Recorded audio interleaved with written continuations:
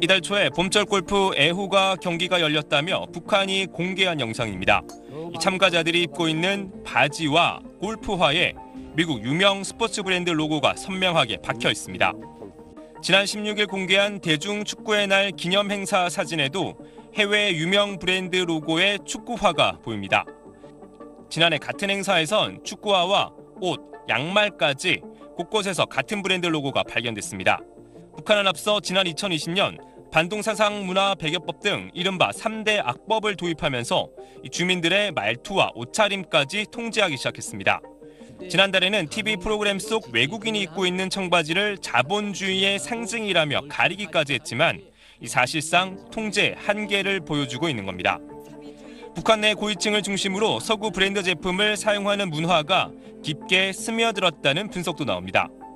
통제 자체도 어렵고 그것도 지나치게 통제했을 때 갖는 거기에 대한 반발심을 또 우려하는 부분도 브랜드가 오히려 격입적으로 자신을 좀 차별화해서 우월성을 보여주는 중요한 징표로 이걸 보고 있다는 것이죠. 지난 2010년 남아공 월드컵 본선에 진출한 북한 선수들 축구화는 공식 후원사 제품이 아닌 해외 유명 브랜드 제품이었고 2018년 남북 정상회담 당시에도 해외 브랜드 로고의 운동화를 신고 있는 평양 시민들과 해외 애니메이션 캐릭터 가방을 맨 아이의 모습도 카메라에 담겼습니다. 다만 북한 매체에 노출된 제품들이 실제 수입된 게 아니라 가품일 가능성도 배제할 수 없다고 전문가들은 지적합니다. SBS 최재영입니다. 프랑스 명품 브랜드와 스위스제 고가 시계 매장이 들어선 곳, 평양의 대성백화점입니다. 리모델링을 마치고 2019년 다시 문을 열었는데 조선신보는 세계적 수준을 지향하는 시설이라며 국산품뿐 아니라 외제품들도 진열돼 있다고 소개했습니다. 2층과 3층에서는 인기 있는 남녀 명상품들과 화장품, 신발, 체육기자재를 비롯한 여러 가지 경공업 제품들을 봉사하고 있고 개장한 지 1년이 채 안 된 복합시설 유경 금빛 상업중심도 사치품을 판매 중입니다. 미국 매체인 NK뉴스는 중국인 사업가가 최근 SNS에 공개한 사진이라며 이곳에서 이탈리아와 프랑스제 명품, 호주산 분유를 팔고 있다고 보도했습니다. 유엔 안보리 대북제재는 북한으로의 사치품 반입을 금지하고 있지만 중국 등을 거쳐 꾸준히 유입되고 있는 것으로 추정됩니다. 건물 전광판에는 중국 기업 대표단을 환영한다는 문구가 보이고 김정은이 비공개로 방문했음을 추정하게 하는 빨간 현판도 입구에서 포착됐습니다.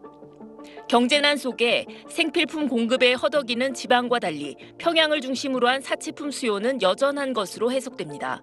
기초식품과 식료품, 소비품을 비롯한 초보적인 생활 필수품조차 원만히 제공하지 못하고 있는 것은 도저히 외면할 수 없는 대북 제재에도 아랑곳 않고 김정은 일가와 북한 최고위층이 사치품을 애용하는 모습은 최근까지도 포착되고 있습니다. SBS 김아영입니다. 러시아를 방문 중인 김정은 북한 국무위원장을 여동생 김여정이 밀착 수행하는 모습이 여럿 포착됐는데 그 가운데 찍힌 사진 한 장이 논란이 되고 있습니다. 지난 15일 러시아 전투기 공장을 방문했을 당시 모습입니다. 사진 오른쪽 한편에 수행 중인 김여정 부부장의 모습이 보이는데 들고 있는 가방이 눈에 띕니다. 해당 가방은 프랑스 명품 브랜드인 크리스찬 디올의 제품으로 추정됩니다. 현재 공식 매장에서 같은 가방의 가격은 960만 원에 판매되고 있습니다. 김정은과 일가족의 명품 사랑은 지속적으로 포착됐습니다.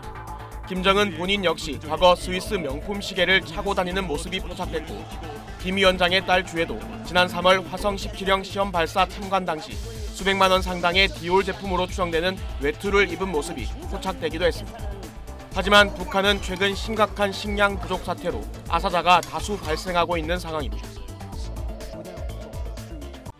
가죽 재킷에 선글라스를 낀 북한 김정은 총비서가 ICBM 발사를 앞두고 쳐다보는 금색 시계, 1,600만 원짜리 스위스 명품입니다. 지난달 북러 정상회담에 동행한 동생 김여정 노동당 부부장은 1,000만 원에 육박하는 프랑스 핸드백을 들었고 딸 주에는 미사일 발사를 참관하면서 250만 원짜리 프랑스 코트를 입고 있습니다.